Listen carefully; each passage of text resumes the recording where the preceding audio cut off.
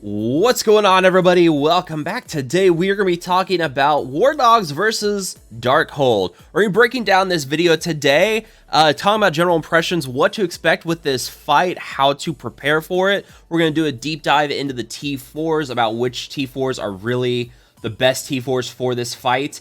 And we're just kind of going to break that all down in today's video. So if you guys do enjoy this video, you find it helpful or informative, make sure to hit that like button, share, and subscribe. And yeah, we're just gonna kind of dive down into everything with this video and talk about how you can do a solid punch up upwards of 200k against Darkhold teams with War Dogs. Now, for some reason, the footage, of course, is stuttering right now. Go figure. It was doing great when I wasn't recording. But there we go. Now it's buttery smooth. There we go. So yeah, apparently, as long as I keep my mouse icon on it does fine. But yeah, so basically what to expect with this is that you can do a solid punch-up with this team against Darkhold. There is a little bit of RNG. Like, for instance, Doctor Strange uses his special against Shuri, reduce her speed bar. That makes things a little tricky. And then, you know, they're going for Okoye there. A little bit of bad RNG, but even with that, we're still punching up 150k. If you do have the proper RNG, you can punch 200k plus up against a Darkhold team. And yeah, there's going to be factors of RNG, but really, at the end of the day, this is pretty solid. Like, this is going to be a solid counter that you can use against Darkhold and War. Now, against Stormhold, however, this is not going to be able to punch up. That is something that's just not possible. We've tried it. You can't punch up against Stormhold, even though you have mechanics like removing Revive once off of Okoye. She's getting the Disrupt and the ability block and the trauma from Morgan, so it's not really working well. So yeah, against Stormhold, you're looking more like a punch across than you are punch up, but it's definitely going to be doable. So the team overall works pretty well. We're gonna dive into these T4s now. Actually, yeah. So this is the lineup here. This is not the War Dog roster you saw on screen. This was through an Alliance member of mine, Dunamax, who did the recording for me. He's been working on his War Dogs really hard. He's even going to be taking up some of the Crucible Wakandans like Black Panther, Shuri, and Okoye. He's probably going to be taking those up to tier 16. So he's going to be doing a lot of gearing up on those characters, just because, number one, Crucible also usable in War and part of the Death Scourge team. So he's really going to be investing heavily into the Wakandan team. And if you are looking to invest heavily into Wakandans as well, because of all those different game modes, well, then you're definitely going to get a good return on them no matter where you put them in. So the most important characters in this fight is going to be Nakia and Black Panther 1 million, the two newer characters, which is unfortunate, but that was kind of expected. They kind of carry this team in War, especially Nakia. Her passive, it has to be the number one T4 on this team, because without this, you're not able to pick off members on the enemy team very quickly. Like, you notice, for instance, we went after Agatha in the fight right away, and that is for a reason. You don't want Agatha using her abilities, because that's just, it's not good.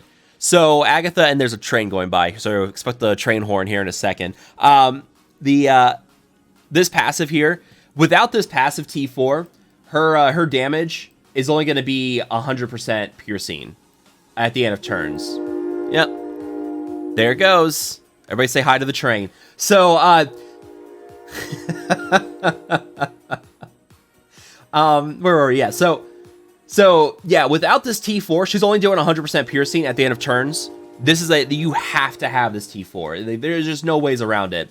The Twin Rings, also very, very much necessary, because it generates ability energy for adjacent War Dog allies. I have her between Okoye and Shuri. And Okoye is able to use her ultimate on turn 1 because of this ability. Shuri gets to use her healing ability quite a bit quicker. You can do the ultimate T4. It is recommended, but is not necessary. But if you're looking for those huge punch-ups, this rebound does a ton of damage. Also, keep in mind, Nakia has the best damage stat in the game, surpassing T'Challa and Phyla-Vell. So yeah, even at 3 red tier 15, she's already got bonkers damage of 42,000. So as the community gets stars on her, once we get her campaign event, she's gonna get pretty nasty. Black Panther 1 million, I've talked about him in another video. He's gonna be pretty solid outside of War. So this Bash Judgment automatically spraying all positive effects from self to War Dog allies, copying and clearing 5 positive effects. He will copy positive effects off of Darkhold, but he will not clear them because of Safeguard. But he will still be able to copy all that. So all those defense up, any death proofs, immunities, anything that's on the enemy team, even if they have Safeguard, he will be able to copy it. So that's huge.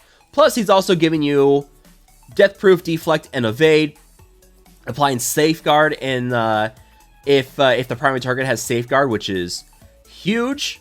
Yeah, that's some pretty cool stuff. Yeah, it's always great to have. Shred and Rend. Really, really good. Applies 2 defense down to the maximum of 5 to secondary targets instead of just 1 defense down. This is going to be huge, especially with Nakia. A lot of defense up stacking on enemies. This is good. This is going to be very, very helpful. Plus a lot of piercing damage with that. And then First Panther. This is nice, but you don't need it. I mean, this is 10% speed bar when someone falls below 50% max health or is killed on the enemy team when they're non-summoned. So it's good. You don't need it, but considering that you're also going against Morgan Le Fay, who's going to be constantly filling speed bar on the enemy team, this is nice to have that kind of counter that. It helps give you a little bit of an advantage. And then Prehistoric Claw, if you want to do that, that's fine, but it's going to be a while before you start using this basic, so you don't really need that one. Black Panther, Shuri, and Okoye, we've got a few, like the Ultimate T4 here. This is really, really good. This has helped to counter Morgan Le Fay's speed bar mechanic with filling speed bar by 30%. Let's see, what else? Hunter's Spirit. I don't have this right now, but this could be very helpful considering you have Morgan Le Fay on the enemy team. You got a bunch of AoE attacks with Scarlet Witch on the enemy team as well. So this 2 counter will allow you to counter both Morgan and Scarlet Witch with this, which is pretty good. Defender of Wakanda. Yeah, I mean, he's gonna get some kills probably, especially with his ultimate later on in the fight. But this is gonna be this is a decent one. 50% drain for self and all Wakandan allies. This is helpful, especially with the counter due to his special, which you will be using that first turn because you want that drain to help kind of counter the damage you're gonna be taking with Darkhold. You want to out sustain Darkhold, so that drain is very nice. Claw Slash, it's all right, but I mean, you're just going from 9% chance to 100% chance to apply slow and bleed. It's still a pretty good chance, and it's a little more damage, but it's okay. You don't have to have it. Shuri, the one you definitely want is instant upgrade because the ability energy plus applying charged. Wakanda Forever does apply speed up to self and all Wakandan allies is another one you have to have.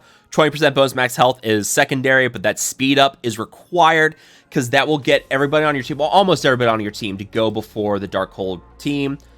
Kamilio Healing is helpful because it does clear heal block and 3 random effects and more offense. That's gotta be pretty good, especially when you're fighting a team that has a lot of negative effects like Darkhold or any other team like that. Vibranium Gauntlets, you can skip that one. And then finally, Okoye. Aerial Impalement.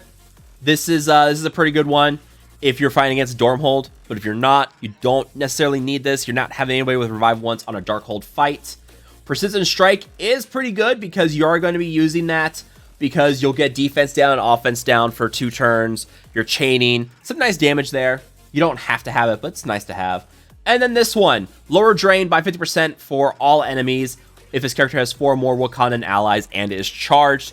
Darkhold has 20% drain, I believe. I looked at this yesterday. I believe it. Yeah, basically this will shut down the drain on Darkhold. So if you have Wong retaliating and you have damage on him, while she has charged and has Wakandan allies, he is not gaining health back with this. This is very, very helpful as long as she doesn't die like you saw in the footage. If she doesn't die and she keeps that charged on, you're good to go. This is going to help prevent the sustainability that you get with Darkhold. And then finally, Spear Strike. If you want to do it, you can, but it's by no means necessary.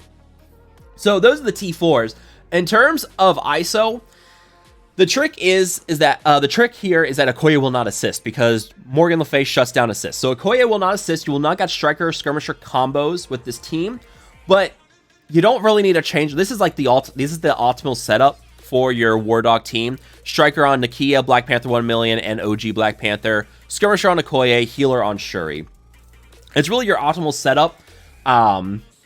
There's nothing really changed away from this. This is what we run for the Darkhold fight anyway, so you don't have to change your ISOs around to make the fight work better. If you want to throw a striker on everybody for Darkhold, you can. But at least Okoye, you're setting up something where she can get vulnerable on certain targets, and then you can manipulate that with Striker on some of these other characters and have them just do some crazy damage. But yeah, Nakia has to be Striker because of that passive T4 boosting that damage. That's huge. You do want Striker on her. Black Panther 1 million also does a lot of piercing damage. Striker's great on him.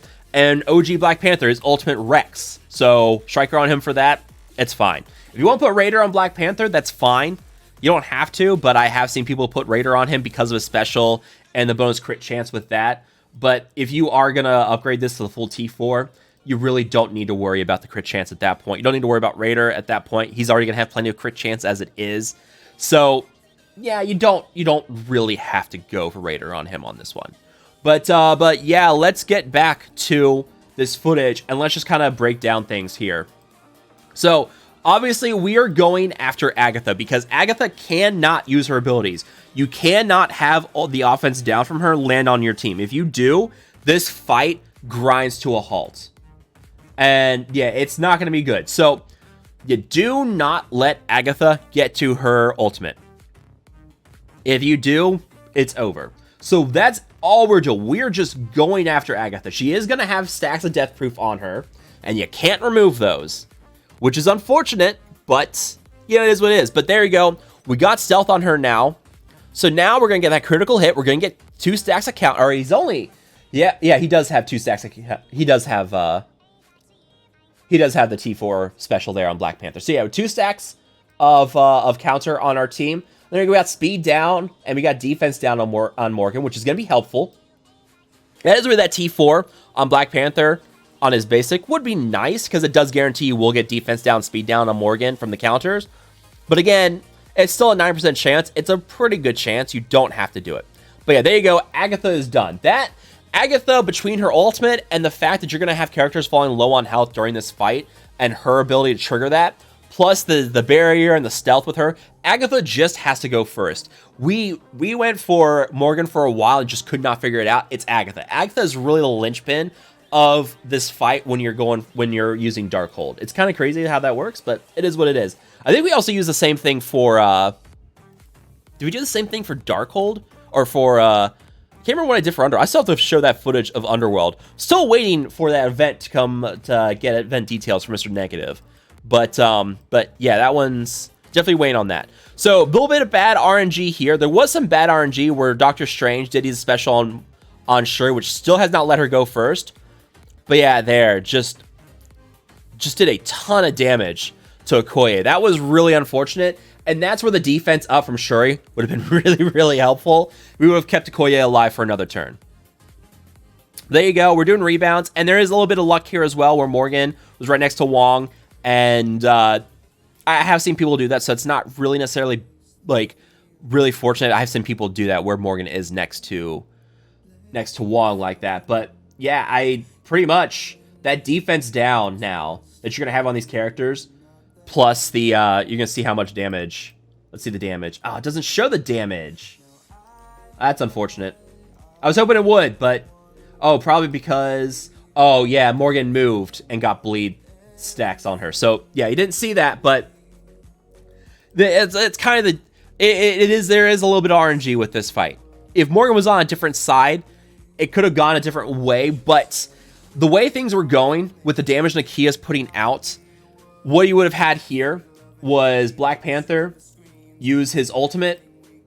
He would have gotten speed bar, and then he could have just started going off on someone else. So you see the ultimate here with Black Panther, charges our team, fills our speed bar, and now you can start going for some other characters. And there you go. We're just going ham on Wong, and that should pretty much finish it off. So, yeah, as long as you're going for Agatha, as long as Agatha... does not get her ultimate off, you're in a really good spot. And this is where like practice mode comes into play. Figure out what you're able to do. Figure out how much more you need to build up Nakia. And thankfully Nakia is a campaign event character, so we will be able to get stars pretty easily on Nakia, thankfully. We'll see how it all pans out. But yeah, there's really nothing else for me to break down here. Let me know what you guys think. Do you guys have questions about this fight? Comments, concerns, thoughts, ideas? Let me know down below. As always, if you guys have enjoyed this video, you found it helpful or informative, make sure to hit that like button, share, and subscribe. Thank you guys so much for watching. I will see you guys next time.